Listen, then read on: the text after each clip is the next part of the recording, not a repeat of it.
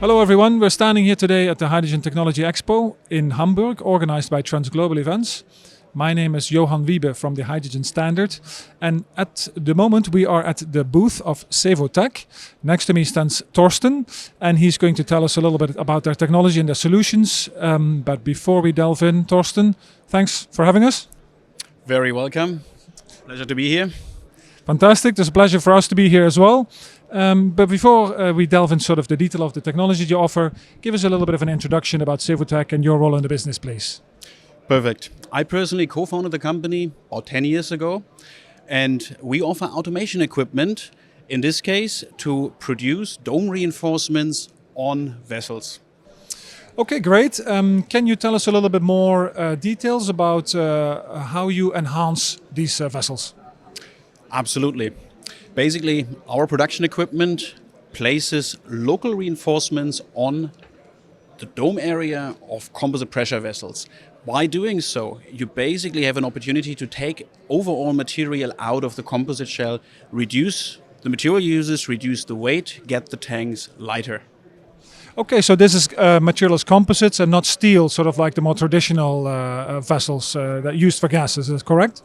Absolutely. We talk about Type 4, Type 5 vessels with a complete composite wrap, typically done with filament winding. And here we have a process innovation. We add the step of reinforcing the domes, which enables an adjusted reduced winding program. That means you produce more vessels in the same amount of time. The vessels are lighter, they are cheaper, and they feature more storage volume. So it's kind of a triple benefit for the manufacturer, but especially for the end user of those vessels. Okay, and so these sort of new enhanced vessels, can they be utilized in many stages of the hydrogen supply chain, so to speak, downstream in the maybe fuel cell and transportation industries, but also on the storage side of hydrogen? How does it work? Absolutely, absolutely right. Typically, composite vessels are used in transportation applications because their weight matters. And we currently see a largest demand now for, let's say, larger, medium to large size vessels that are designed to go on trucks, on buses, on trains. But in particular, we also see those vessels that are on the distribution trailers, basically those vertical vessels in a 40 feet container. These are vessels, if you take 15% material out, make them lighter, make them cheaper, it pushes forward the hydrogen value chain because storage distribution becomes cheaper, becomes easier. Great. What about leakage? Is that an issue with your vessels as well?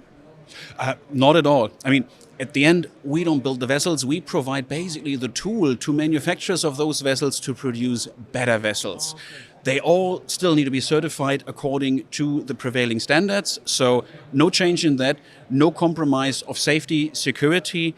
They basically, at equivalent mechanical performance, get lighter, get better, have more volume. So you mentioned cost, reduced cost. Can you allude a little bit to that, how that is sort of derived? Because composites in general are more expensive than steel, but at the same time there's benefits to be made in the way it's manufactured. How does it sort of like affect the cost in a positive way, i.e. how does it reduce the cost by using sort of like these materials? Quite significantly, if you just look at the storage system as a tank. About 60% of the total cost of a composite storage tank are basically the composite shell. The 40% liner, boss, valve, everything else, but those 60% still represent the greatest cost reduction opportunity, especially as the fibers are expensive.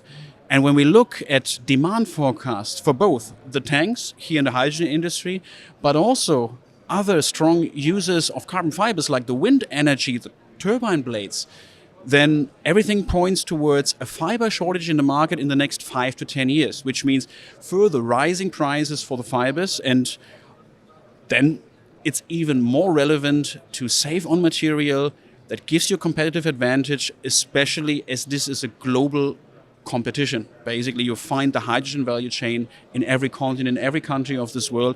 As we move towards the 2050 climate neutrality goal, hydrogen will be the energy carrier to make that possible. And we need these storage tanks in order to transport and use the hydrogen in those applications. How do you see sort of on the transport side of things, where weight is a significant issue, also room, I would say.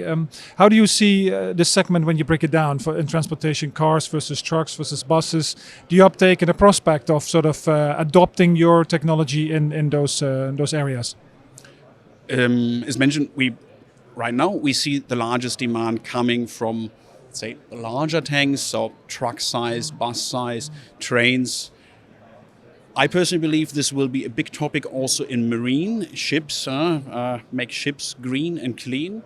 When it comes to cars, the picture is, in my opinion, a little bit more differentiated. We have a functioning battery electric ecosystem, and we have still a shortage of production capacity of green hydrogen.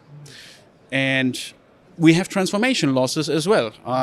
This is still a topic, so there is still work to do to make hydrogen really, efficient for the use also in a mass industry like passenger cars.